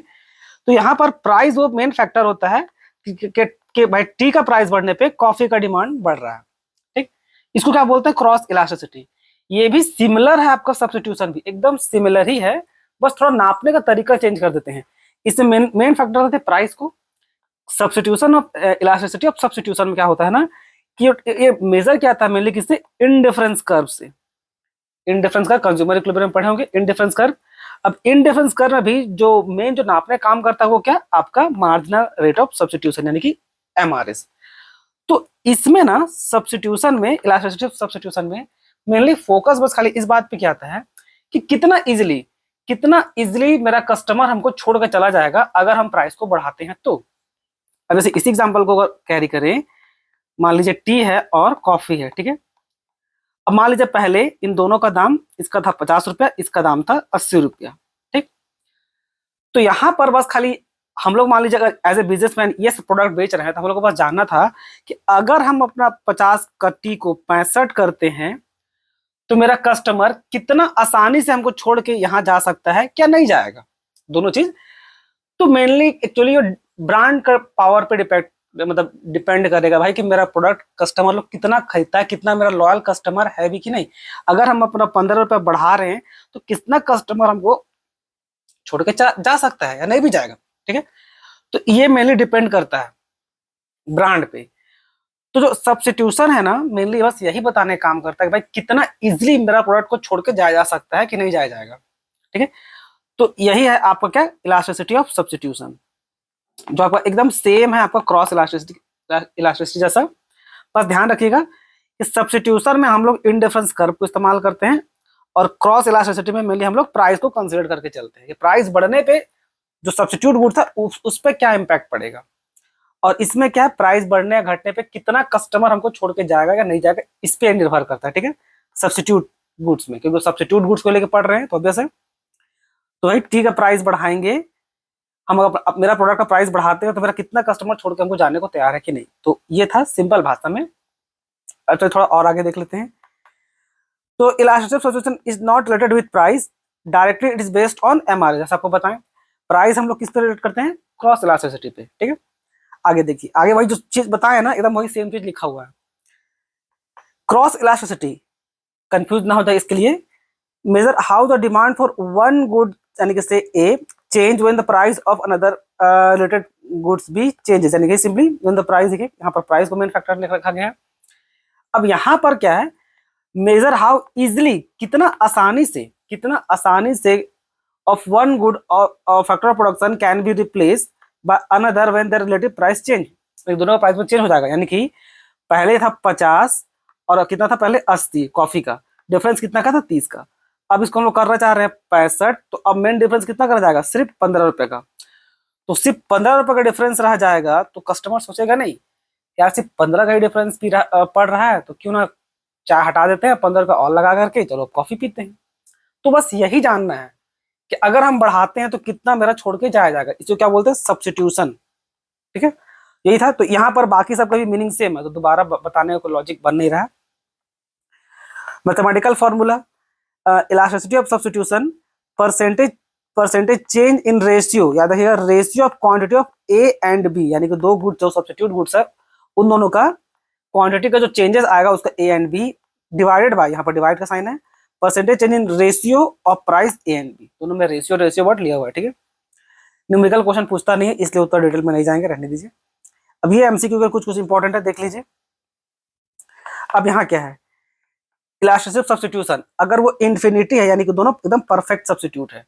परफेक्ट सब्स्टिट्यूट है मतलब क्या, एकदम मतलब क्लोज सब्स्टिट्यूट है, एकदम जैसे कि पेप्सी और कोका कोला एकदम similar, same price, same bottle, almost taste भी सेम ही रहता है देखा जाए तो, ठीक है। अच्छा कर्व को फोकस कीजिएगा, इंडिफरेंस कर्व को। तो इंडिफरेंस कैसा रहेगा सर, कर्व इसका स्ट्रेट लाइन रहेगा, ठीक है। जनरली आईसी कर्व ऐसा रहता है और ये स्ट्रेट लाइन रहेगा, ठीक है। अब अगर substitution greater than 1, elasticity of substitution greater than 1 तो क्या हुआ, क्लोज सब्स्टिट्यूट, यानी कि यहाँ पर क्या परफेक्ट था वो, यहाँ पर क्या क्लोज है, मतलब ऑलमोस्ट एक हद तक तो वो सब क्लोज सब्स्टिट्यूट है, जैसे कि एग्जांपल में क्या आपका टी एंड कॉफी, ठीक है। अब फ्लैटर इंडिफरेंस कर्व बोलने का मतलब क्या है, फ्लैटर इंडिफरेंस कर्व बोलने का मतलब है कि ये जो मुड़ा हुआ है ना वो उतना मुड़ा नहीं रहेगा, थोड़ा फ्लैटर टाइप से रहेगा, ठीक है, इस टाइप का, बस शेप में थोड़ा चेंजेस आ जाएगा। अब आ जाइए यूनिट इलास्टिक। यूनिट इलास्टिक रहेगा तो क्या, मतलब जो नॉर्मल जो रहता है ना, जो नॉर्मल इंडिफरेंस कर्व आप देखे होंगे, जो नॉर्मली हम लोग बनाते हैं वो, इसमें क्या ऑलमोस्ट जो नॉर्मल की तरह रहता है बस वही है, ठीक। अब लेस देन वन यानी कि पुअर सब्स्टिट्यूट, यानी कि दोनों में सब्स्टिट्यूशन बहुत कम है, यानी कि ए गुड्स, यानी गुड्स ए और गुड्स बी आपस में बहुत ही कम मिलता जुलता है, ठीक। वैसे क्या शर्ट और पैंट बिल्कुल दोनों अलग अलग है, लेकिन जनरली लेस देन वन बोलने का, पुअर सब्स्टिट्यूट बोलने का मतलब क्या होता है कि भाई दोनों को एक साथ हम लोग लगभग लगभग इस्तेमाल कर रहे हैं, एक साथ नहीं मतलब दोनों को एक साथ जनरली करते हैं, ऐसे समझिए। और जो अगर जीरो हो जाए तो क्या हो जाएगा आपका, ये परफेक्ट कॉम्प्लीमेंट हो जाएगा। परफेक्ट कॉम्प्लीमेंट मतलब दोनों को एक साथ यूज करना ही मैंडेटरी है, यानी कॉम्प्लीमेंट्री गुड्स आसान भाषा में। जैसे कि इसका शेप क्या रहेगा, राइट एंगल शेप रहेगा, यानी कि लेफ्ट शू है तो आपका राइट शू भी दोनों एक साथ आप यूज कीजिएगा। आपका कार और पेट्रोल बिना दोनों एक साथ यूज किए पॉसिबल ही नहीं है। आपका पेन और रिंग जितना भी कॉम्प्लीमेंट्री गुड्स है, इसमें क्या है कि एक हद तक ही करते हैं। जैसे कि मान लीजिए दाल है और चावल है, तो जनरली हम लोग दाल चावल खाते हैं ना जनरली, तो ये इस टाइप का समझ लीजिए इसके लिए। और ये क्या है, इसको भाई कंज्यूम एक साथ करना ही करना है, वो दूसरा ऑप्शन नहीं है। कंज्यूम करने का मतलब खाने से रिलेटेड नहीं है, यहाँ कंज्यूम करने का मतलब है कि उन दोनों को एक साथ यूज करना पड़ेगा। जैसे क्या कार और पेट्रोल, बिना बिना पेट्रोल का क्या बोलते हैं, कार चलेगी नहीं। अब ये मत बोल सर इलेक्ट्रिक कार चल जाएगी, तो वो बात अलग है। पेन और इंक हो गया, ये सब, ठीक है। तो प्रैक्टिकल यूज मेनली से कहाँ आता है कि भाई कंज्यूमर का स्विचिंग बिहेवियर जानने में ये हेल्प करता है। जैसे कि यहाँ पर देखिए कि भाई वो क्लोज सब्स्टिट्यूट है कि वीक सब्स्टिट्यूट है कि कॉम्प्लीमेंट्स है, ठीक है। तो ये है था ये छोटा सा टॉपिक जो एग्जाम में कंफ्यूज किया सकता है, इसलिए आपको सोचे बता देते हैं।